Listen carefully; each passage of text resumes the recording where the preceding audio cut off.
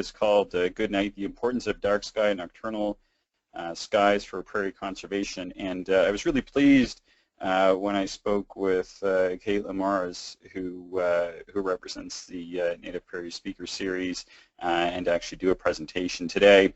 The image shown on the screen now is taken at the Grasslands National Park by Alan Dyer, who's a noted Canadian and really world-renowned astrophotographer who lives over in Calgary.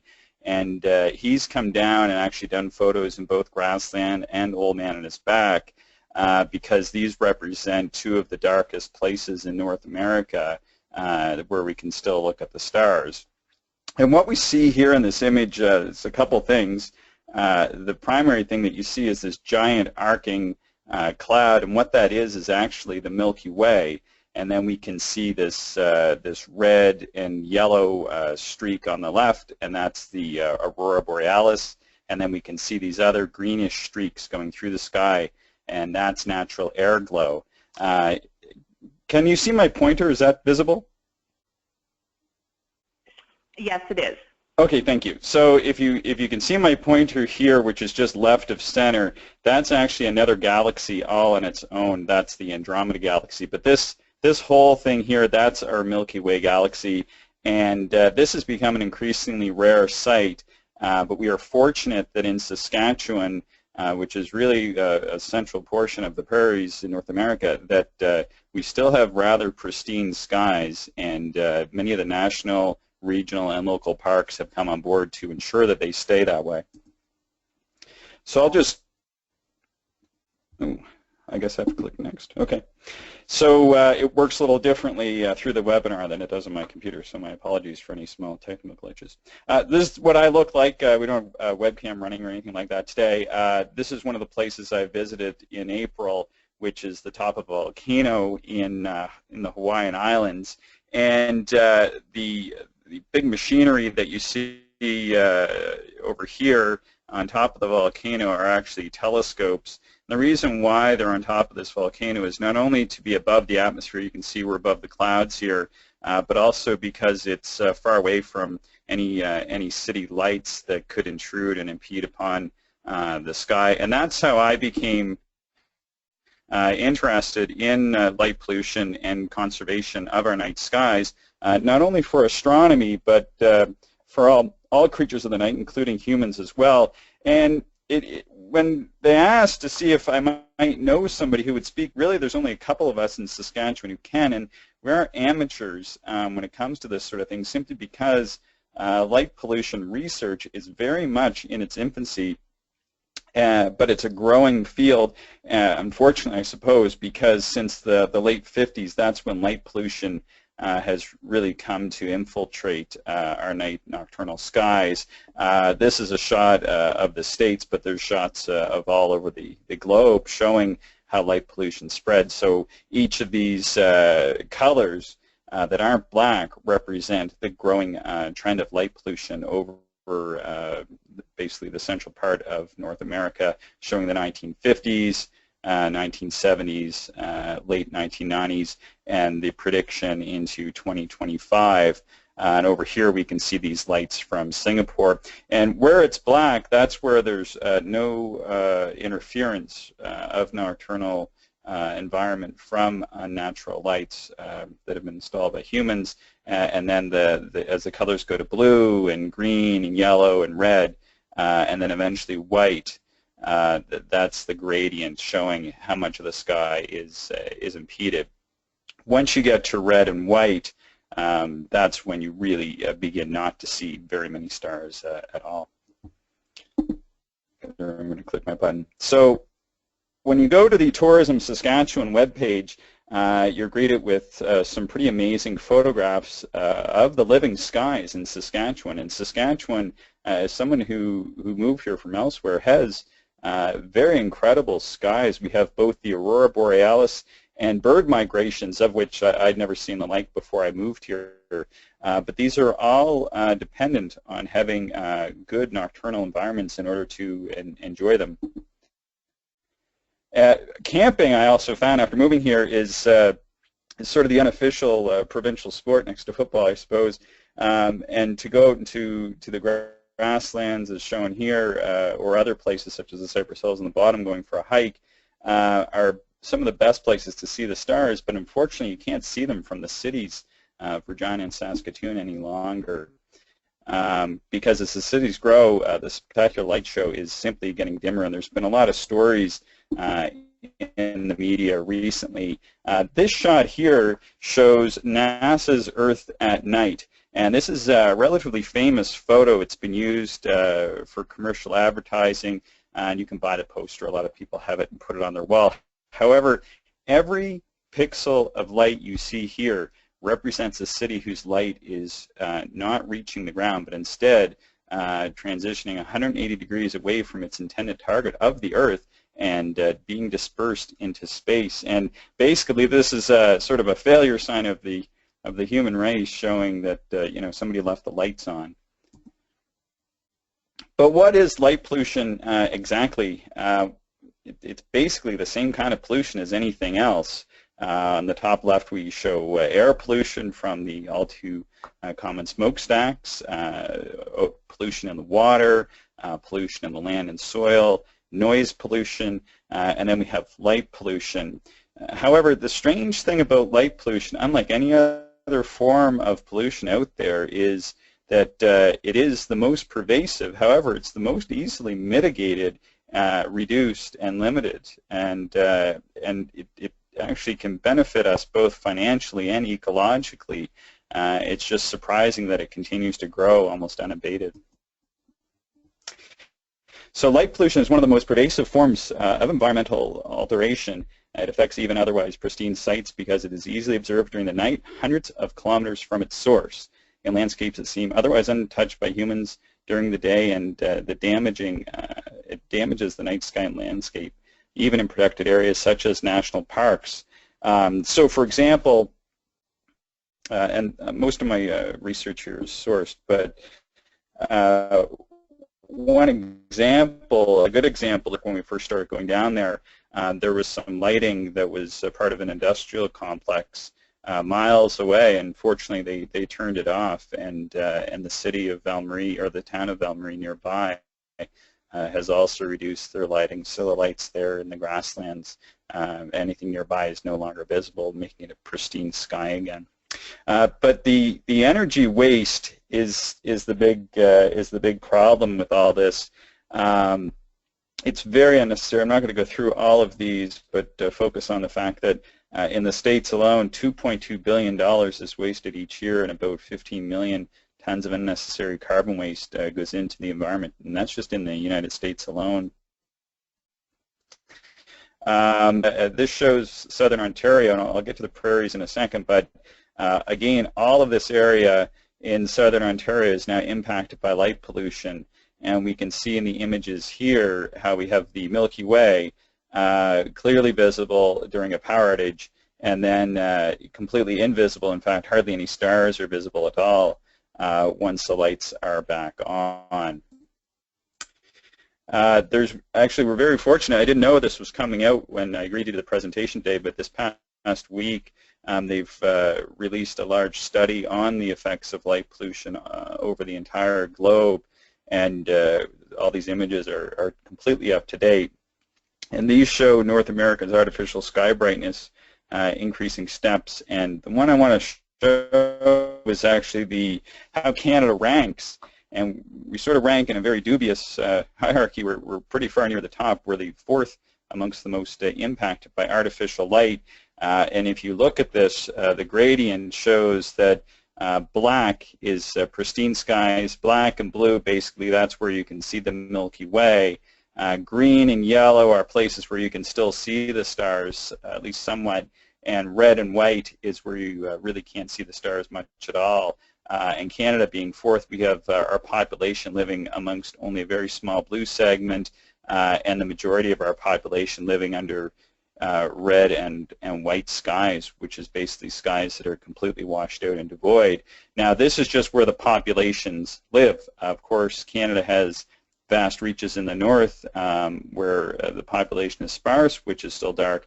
And fortunately, and this is why Saskatchewan is such a great place for dark skies, and a good opportunity for prairie conservation because the southwest of Saskatchewan has a very low population, and it's either in that blue or even in the very small razor-thin black section.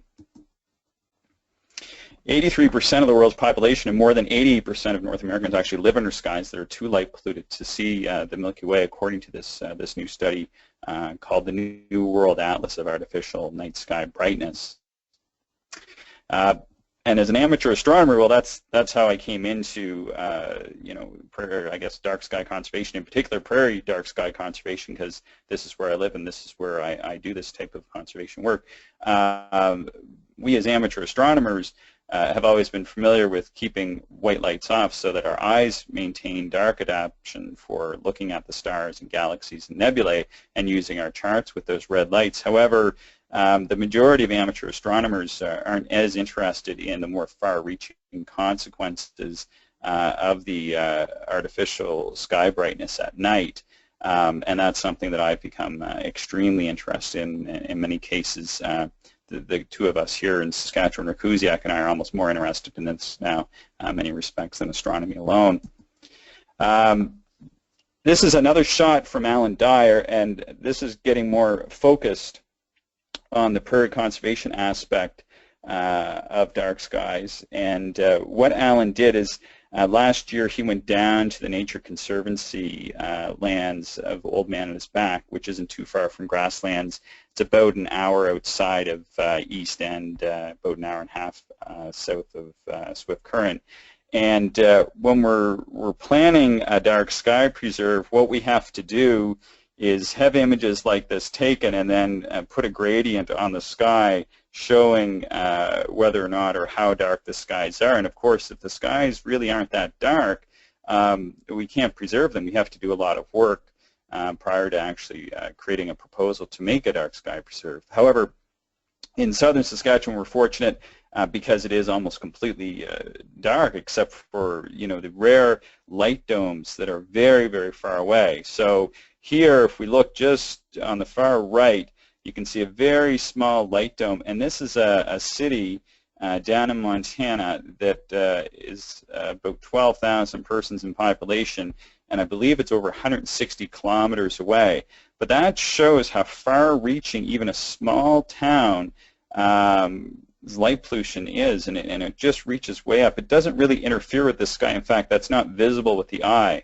But when we're doing these calibrations to actually give the rating for the sky, and this is certainly a top-rated sky here in southwestern Saskatchewan, you can still pick up some of these domes, and even over here, some of the oil field domes are visible towards the north, perhaps a little bit of Swift Current as well. Again, this shows the Milky Way arching through with a lot of aurora in the sky, and it shows just how great the skies are here in Saskatchewan. We're very, very lucky.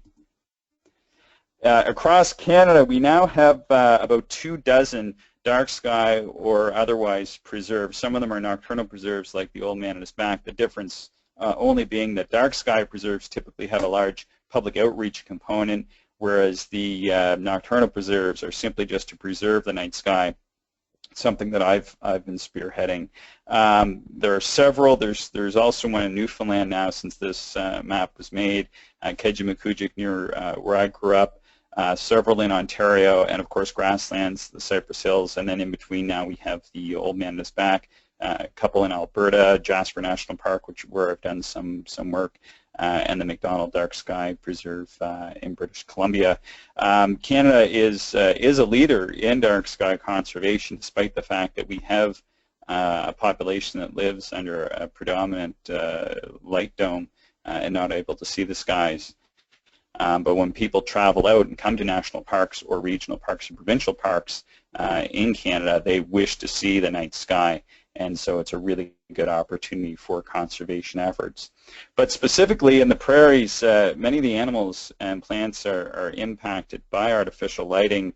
For example, frogs, we have many frog populations from the leopard frog to the tree frog.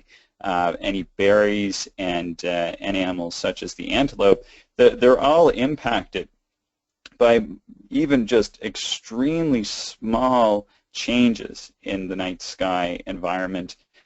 even if it's just the full moon. And their cycles not only work around the 24-hour light and dark cycle, but they also work around the cycle of the moon. I'll get into that in a moment. The lighting is measured in lux, and I don't really know that much about lux, but basically the full moon, when the full moon is out and you look at the sky, it's at 0.3 lux.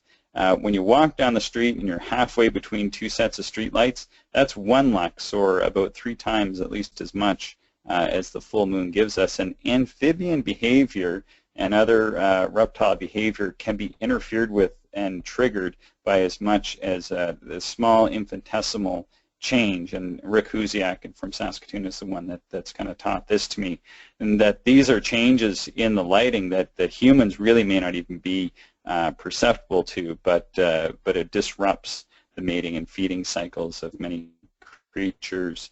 Another one, for example, is the yellow-bellied racer, which is an endangered species here in Saskatchewan and found in great abundance in the Grasslands National Park, a dark sky preserve. And a lot of this material I have today is from grasslands simply because it's a great place for prairie conservation, and the National Park System works extremely hard, and the National Park System in Canada is also greatly on board with dark sky preservation, and for which I'm eternally grateful.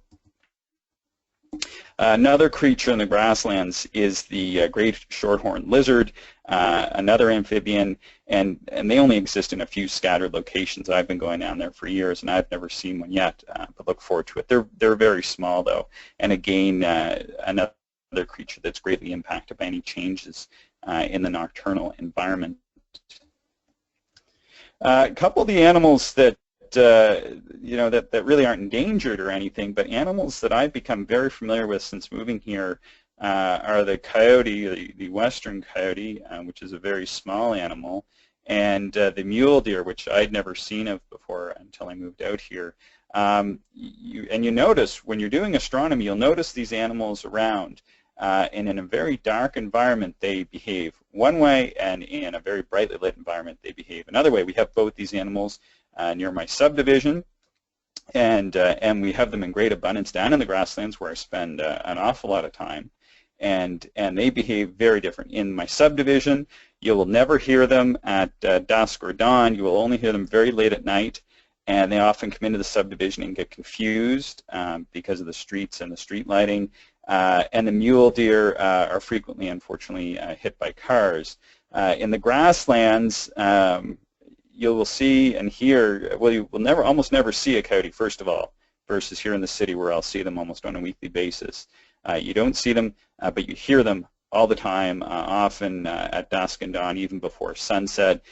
They are much more comfortable in that environment, and you'll hear them during the night as well. And the mule deer you'll often see more at dusk and dawn, and they'll stay away from humans at the same time. They seem to be behaving in a more natural way, and I've never encountered one on the road down there, although always a hazard. During spring, one of the animals which is very endangered and only has, I believe, a couple nesting sites here in southwestern Saskatchewan is the greater sage grouse. And during the first full moon of spring, they dance all night long in the moonlight. However, this is a bird, and all birds are greatly impacted by artificial lighting at night, particularly during migration. However, the greater sage grouse is actually impacted during the mating ritual, unfortunately, as well. And there's been a lot of research in the past 15 or 16 years trying to determine exactly how much they are impacted, and studies going back to 2000 indicates that basically any small amount of light pollution will impact them. I've never seen one. However, this year I believe we were hearing them for the first time in grasslands near where we camp, not too far away anyway. There is a mating site, and believe that perhaps the population is either moving a bit or hopefully growing, and we're now sort of hearing them in the distance. The black-footed ferret, this was the, and Tara, can I just bounce something off you? I just want to make sure you can still hear me. Yes, we can, yeah. Okay, yeah, sometimes when you're just talking away like this, you don't know if the whole world's disappeared on you, so just want to I can appreciate that, Chris. I think it's going well so far, and so far nobody has any questions, so, okay. so that's good. Wonderful. Yeah, well, just let me know if anybody does. So the black-footed ferret, when I was moving to Saskatchewan, and one of the reasons why I was eager to move to Saskatchewan was for the dark skies, but I'd run into a guy named Rick Husiak from Saskatoon, and he was going on about these black-footed ferrets and making the grasslands a dark sky preserve because these very cute creatures, although with razor-sharp teeth and a great hunting ability at night, they're very small, and that's what they need to actually do what they need to do at night, is to hunt under a totally dark sky, and that's what really got the grasslands on to be a dark sky preserve. So these very cute creatures, they continue to struggle. They've been reintroduced into the park since 2012. However, because the dark skies are there, they do stand a pretty good chance of making it, at least at some point in the long run. The burrowing owl, again, another creature that's frequently seen in the grasslands, is an endangered species, and we all associate the owl with the nocturnal nighttime environment. People talk about being a night owl and such, and while they can hunt during the day, they do prefer to hunt during the nighttime.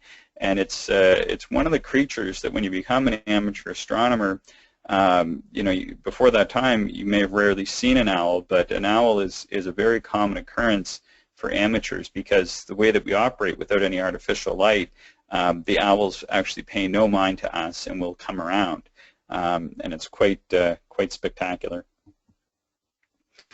However, with city lights, and in particular when giant spotlights are cast upwards, the birds are greatly impacted, and you can see in this image here showing these giant pillars of light. There's a lot of specks. It looks like dust, and those aren't. Unfortunately, those are songbirds during migratory seasons. And what happens is they're taken off their migratory tracks because they follow the moon and the stars and the sun patterns to migrate. But when they see these giant pillars at night, they're attracted to them, and they go into these spirals. And now, not all of them die. They just kind of get confused. They tire out, and they land, and then they kind of keel over. Some of them, unfortunately, do die. It's been a widely recognized problem, especially in Toronto. And the City of Toronto is working to address this as a specific problem, and getting businesses and towers and governments to actually turn the lights off at night, report fallen birds, draw blinds, and do what they can. But however, that's just addressing one specific problem, and I'm going to talk about the problem of light pollution and conservation in a broader landscape here. But one thing I want to mention is the nighthawk. Again, we see a lot of the owls at night, but one of the birds that I'd never seen before becoming an amateur astronomer is the nighthawk. And the nighthawk is absolutely a glorious creature, and I've seen it everywhere. I've done astronomy. However, they are a threatened species in Canada. And it would just be a tremendous loss to the ecosystem as well as nature lovers like myself if we lost the once common nighthawk. Of course, they are impacted by migratory patterns that run into cities as well. Sea turtle populations. Sea turtles lay their eggs near the seashore. Once they hatch, if there's a bright city, they confuse that with the moon, and they will actually get confused and go into the city and get run over by cars and such. It's very sad. I didn't really know that much about it, but I went down to a place called Sanibel in the fall last year to do astronomy, and I picked it because it was dark on the light pollution maps, as I was showing you earlier. And when I get down there, I found that the reason why this area was so dark was because it had been darkened and had all the street lighting actually removed or very severely coated, so that it didn't interfere with the nesting and hatching and the thriving of the sea turtles. So it's kind of interesting that you can actually look on the light pollution maps now, and you can actually pick a spot to go to astronomy, and when you get there, you find out that although it's good for astronomy, and this was a place where NASA does some public outreach, The reason why it has nothing to do with astronomy at all. It has to do with other conservation measures. Coral is also greatly impacted by light pollution. Unfortunately, this was a recent study that just came out in December, because the cities in that are close to the shores, and because of the threat of climate change and other problems such as water pollution, they were studying if there was any effect as well by light pollution. And the spawning of coral, the way it works is that they release, their reproductive spores into the water column, and that's timed with the moon. And that if there's light pollution nearby, that timing is thrown off.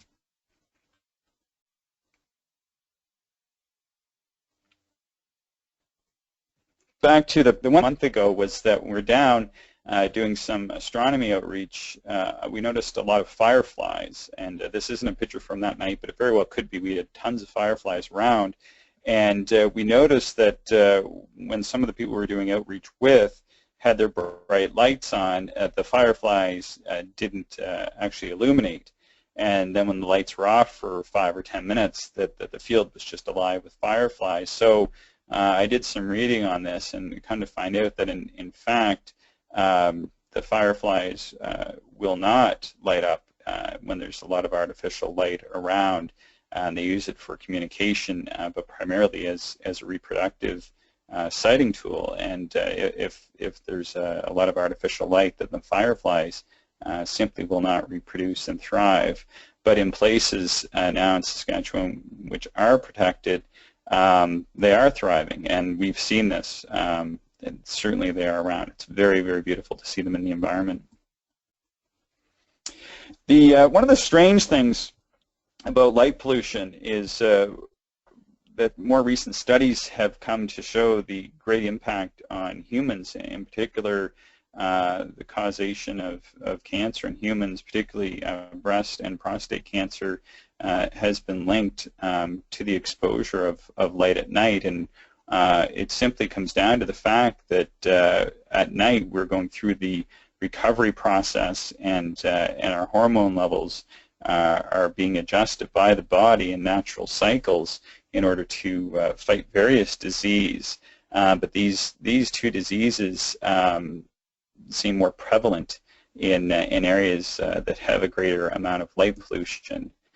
Unfortunately, the story has become one of shift work, and the research, although it takes into account shift work, when it's reported, it talks, the media will mostly focus on the fact that perhaps it's the shift work that's causing it, but it's not. It has really not as much to do with the shift work as it does to do with the light that the shift workers are exposed to.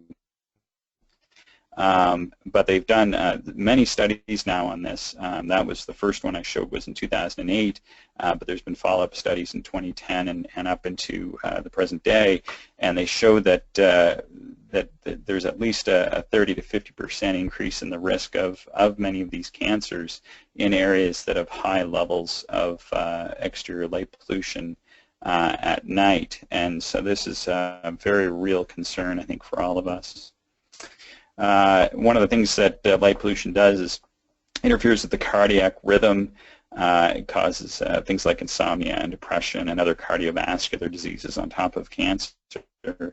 And the reason why it interferes so much is that melatonin, which is a hormone that the body produces to maintain natural sleep rhythm, is produced only in the dark, and that if you're exposed to bright lights during that period, you just won't recover, and you won't produce the right amount of melatonin, and it's linked to cancerous growth in the body. So what happens when a city turns out its lights? Because surely if these lights are all on in our cities, it must do something good. And the strange thing in recent years, since a lot of this research has been done, some of the cities which are looking to save money have decided to turn them off. And San Diego was one, and they found out that when they turned off their street lights in the city and they cracked down on a lot of the artificial security lighting and building lighting, they were saving $30 million a year. and that it didn't really have any negative impact on crime rates or on car accidents. And then further follow-up studies released last year in the UK, once they started seeing what was happening in the States, they actually found out that there was no link between road casualties and crime in England and Wales in areas where they have done testing. So for example, here we have some exterior security lighting, and you can see, if you look closely, there's an individual actually standing here in the shadows. And it's actually pretty difficult to see that individual because of the glare. As well, you'll notice this gentleman here has a flashlight. This person here does not, because the security lighting actually acts as an aid. If you see someone going through a building with a flashlight at night, that tends to be reported. If you see somebody walking through a brightly lit building, that almost always goes unreported. And glare as well, it's become a big problem. Glare has been linked to increased pedestrian deaths. So the idea isn't to ban exterior lighting at night. It certainly serves useful purposes, but only when properly employed as full cutoff, and only when properly used in the desired locations. So some of the sources of exterior light, primarily, and you'll hear me refer to the street lighting, because that is roughly 50% of the source of light pollution, with building exteriors and interiors making up another huge portion, and parking lots as well. And the issue is that many of these lights are on 24 hours a day. Or at least all night anyway. This shot here, I took this yesterday. This is a street in my subdivision, and this street is a bit of a pain because it backs onto my residence. There are over a dozen street lights on this street, and it borders onto open fields, basically natural prairie. And there are no houses, nor are there commercial businesses. It's just open, vacant fields on one side, and backyard and windows of people's residence on the other. And it's sort of an annoyance for everybody that lives in the area that the street is lit up. It costs $4,000, or roughly, to install the street light, and about $500 a year to run a street light and maintain it. So this street, which has no businesses and no residences on it, costs about $50,000 a year to install, and about $8,000 a year to run. There are about 10 streets like this in my subdivision, so it's about an $80,000 a year on the budget of Regina to run streets like this with street lighting that doesn't serve any. Probably costs $500,000 to install those lights that simply shine in the back windows of people's homes and don't provide any real measure of security or safety. And one thing that I want to point out is that although it's over a sidewalk, this sidewalk is seldom used, but there are some technological advances where before there may have been an argument to have some street lighting and other lighting around for people that are walking. Virtually everybody that would be listening or watching this webinar today has one of these, which is a pocket phone, and most of the pocket phones have these extremely bright. In fact, I think they're too bright, but you know, you have a flashlight on you at all times, and we do see people using these from time to time in places that aren't lit, and that's a perfect use of a phone, is to actually use it in places. You basically use lighting when and where you need it, and you don't light up places when and where you don't. The other issue is do we really need to be lighting up roads in a future that's looking at having driverless cars? If the argument is that the roads need to be lit for humans to actually see the roads, we are quickly coming at a time, into a time where the roads are going to be driven by autonomous vehicles, and those vehicles do not require the roads to be illuminated.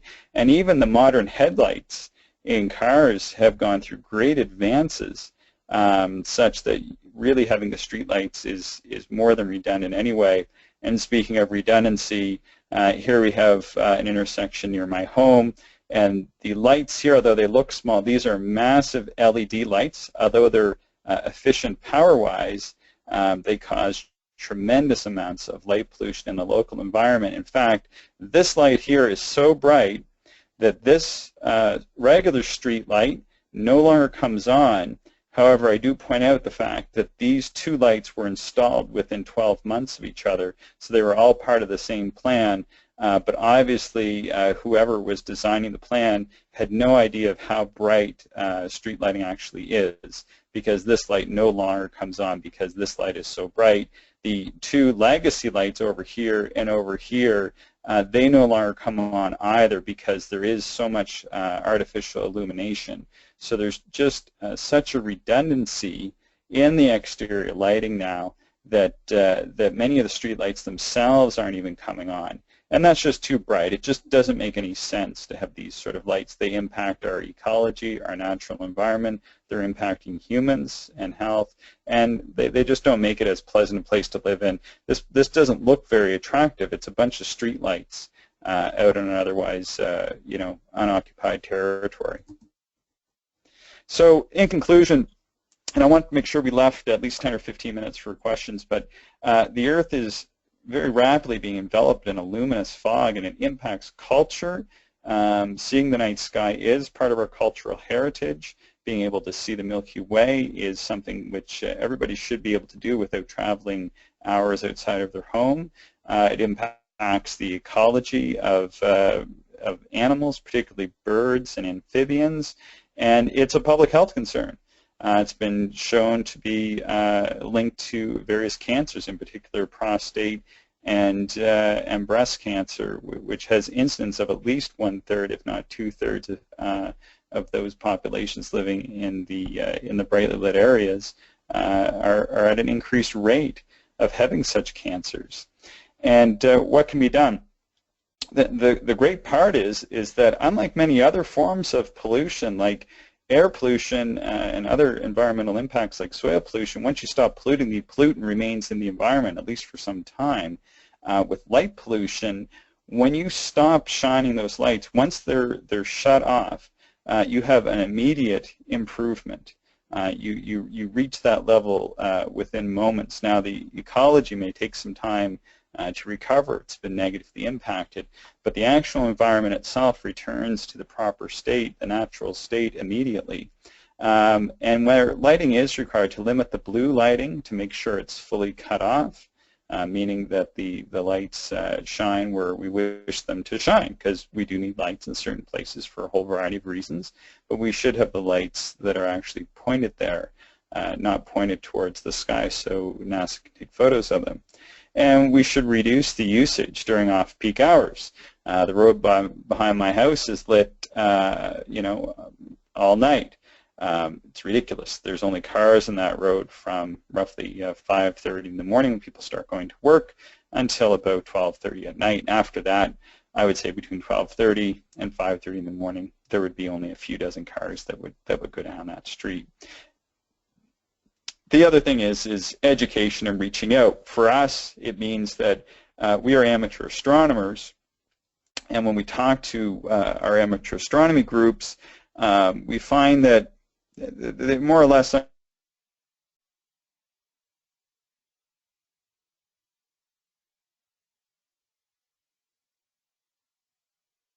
understand. However, the broad impact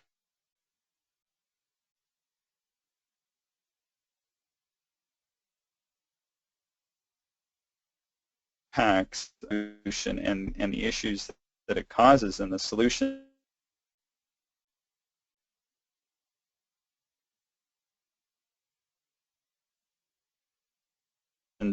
the proper impact by only talking to other amateur astronomers that based on ecology and conservation interests have driven. So anyway, I hope I'm illuminating, as mentioned, for questions as asked. It goes to my heart, and into the of shift work, and that know that when they're talking about those, they're actually talking about the impacts of light and the artificial environment which we're creating, which is having a very great and negative impact on all species, human and otherwise. Thank you very much. All right. Well, thanks, Chris. I did just get a note suggesting that perhaps the audio connection had just been lost right at the tail end of your presentation, but I think I'm hopeful that we did get it back reestablished here. So Okay. I wanted to let you know about that. But anyway, thank you very much for this presentation. It was excellent. Yeah, thank you. Yeah, okay, and we do have just one question here so far. Someone asked if it's taped and available on demand. Yes, this presentation will be available on our YouTube channel after, so certainly we will make that link available. And if anyone has any other questions, feel free to type into the question bar at the bottom there. I did have a question actually, or maybe a comment. It was nice to hear that you found fireflies in Saskatchewan last year. So was that a surprise for you, or were you kind of expecting to see them? Oh, well, that was actually just in May when we were seeing them. So the history of me and fireflies is I love fireflies, and I'd been inundated by them. They're a smaller variety. They're about the size of a ladybug. But out here, they seem to be about the size of like a June bug. You know, they're pretty sizable. And when I moved out here, I hadn't seen them that first spring, and I asked a biologist that I know about them, and they said that they were here, but somewhat rare to see. And then when I was down in grasslands in May, we saw dozens and dozens and dozens of them out in the fields, and so that was really great to see. But of course, that's in a dark sky preserve. So if they're going to be somewhere, they're going to be down there. But certainly alone to go down and see fields of these giant fireflies at night that's almost reason enough to go to grasslands all in itself.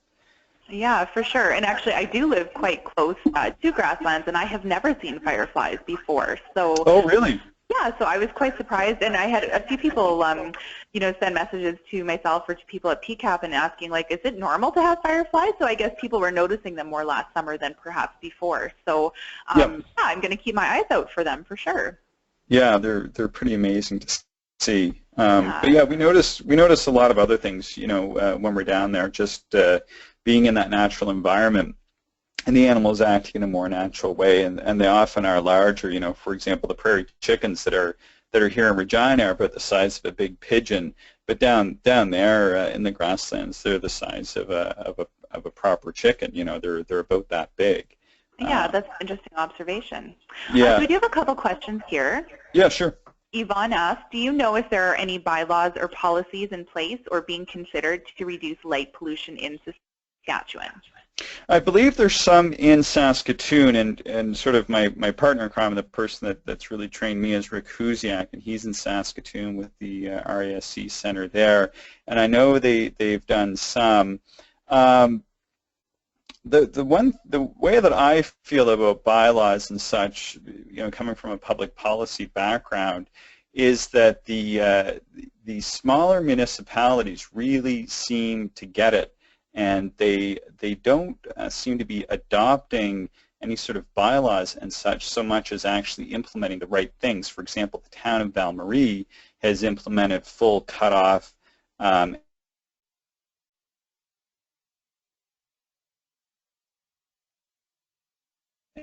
basically the best just, and now I don't know that there's any sort of policy in place, but they've done the right thing. So part of me, coming from a policy perspective, kind of realizes that it may not be something that requires really like strict government guidelines, more so than just adopting a different way of doing things. You know, they still have lights in some of these towns which are adopting these new lights.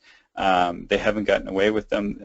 They've haven't adopted any sort of new policies or anything. They're just putting in the lights that don't cost them as much money over the long run, and that they use during the right times, and they see the benefit in you know, the local environment as well as in the pocketbook. It makes financial sense, and we feel that that's probably the best approach to take with a lot of this stuff, is show the governments where they can save the money, and that seems to have a better impact than trying to get them on board for some of the other ideas. But certainly if they do wish to do that, there certainly seems to be a broad support from all environmental circles and health officials to do with the impacts of lighting at night.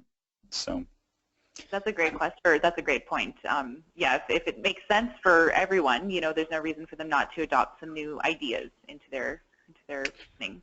Yeah, because often when it comes to a policy, we're talking about you know, something that may have some debate to it, and there may be positive and negative. But when it comes to lighting at night, it's a strange thing because it saves money, which is, you know, public money, and because the lights are seen as a public good. However, more and more they're being seen as basically that they're not as much of a public good, I think, as perhaps was originally thought. So it's really just a changing of a mindset, and we see that happening, especially down in southwestern Saskatchewan, where a lot of these smaller communities are beginning to adopt the right kind of lights, and it's really just super encouraging to see, because what will happen is that as other municipalities are looking and other governments are looking to save money, which they all eventually do need to spend money elsewhere, they look to what these leading communities like Val-Marie are doing, and they will begin to adopt those same sort of principles and put in the right kind of lights to save that kind of money. Right. So there's another question. How can we involve more conservation groups to become activists and spread the word about light pollution and actively reduce light pollution? And I guess the second part to that question, also from Audrey, is how can we inspire more amateur astronomers to become activists? Yeah, well, yeah, amateur astronomers kind of fall into two groups. They're either going to be an activist or they aren't. A lot of them don't seem to really get it so much. They're into it as very much of a pastime, and that's fine. But then they'll really become involved in dark sky observing and really looking at the sky in a natural way, become, I guess, more activists. So what we do is those of us that are truly dark sky aficionados, what we just work to educate people. For example, Rick and I, the gentleman from Saskatoon who's done a lot of training with me, he and I do events many times a year in the grasslands, and we always talk about these things as part of that, because we're talking to the people that come there, and we try to spread the word as well. One thing which I've been doing is working a bit with the Nature Conservancy of Canada, and they're a great organization with a huge reach. And that reaches far beyond the amateur astronomy communities into that conservation network. And I think that's really the way to do it, basically through partnership with like-minded organizations, because the Nature Conservancy of Canada and as well as Parks Canada, they're totally on board with these kind of initiatives. And working with them really is, that's really the way to spread the word. Well, that's a great point. And as a partnership organization with both Parks Canada and NCC as partners of PCAP, that's, you know, kind of confirms our belief that we're stronger working together. So that's great. Sure. Oh, and doing this today with PCAP, of course, right? Well, that goes without saying. But yeah, no, we certainly are happy with your presentation for sure. We have another question here, and maybe we'll make this perhaps the last question. Just there's a few other details we want to go through after the presentation as well. Bruce says, Chris, I've noticed that as I age, my eyes have become more sensitive to glare and other aspects of artificial light, especially when I'm driving. Do you feel that the public safety angle is one that needs to be emphasized more than it is now?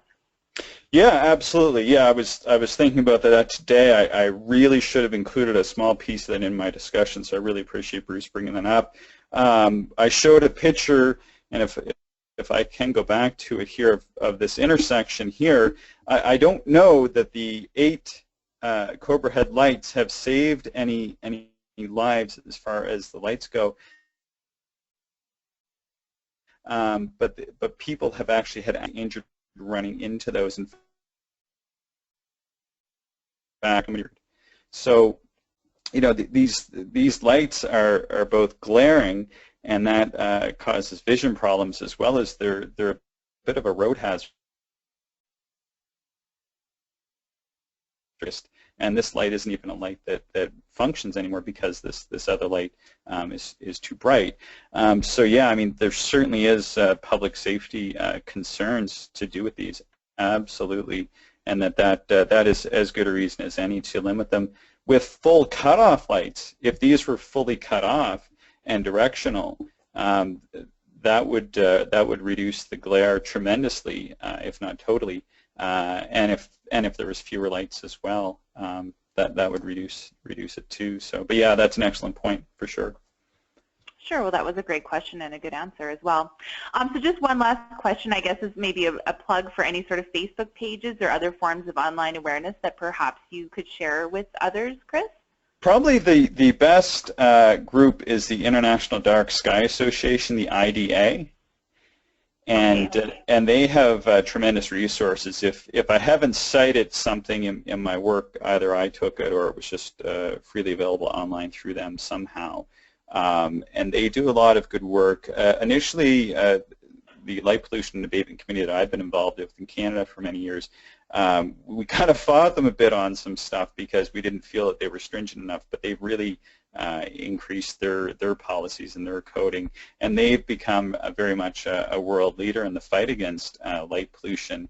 Again, initially it was many amateur astronomers who, like myself, have really realized that this is a cause that transcends far beyond our love for the night sky. Because to be honest, the night sky is beautiful and romantic, but if it was only just that, you know, it would certainly be worth saying in itself.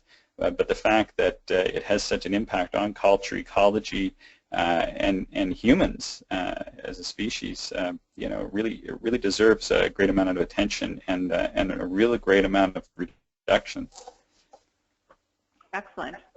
Well, thanks for sharing that resource here, Chris. And I will mention, too, that in a follow-up email to all the participants, we will share, as long as Chris is okay with that, Chris's contact information and any additional resources he's mentioned, such as the one that he just cited there as well.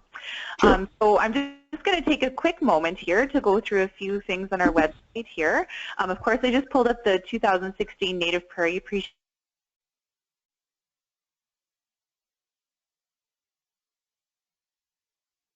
at Saskatoon, Regina, and we will complete the celebrations on Saturday in Swift Current at the Market Square there. And today and tomorrow, of course, is the PCAP Society for Range Management Tour and Kids Discovery Tour in Maple Creek, Saskatchewan. So I think if you aren't, or perhaps people did sign up, but they may actually be en route to the tour already. So we look forward to seeing everyone at the tour. For anyone wanting to follow past or future upcoming speaker series, go to our website under the Communications tab. You can click on Sask PCAP Native Prairie Speaker Series.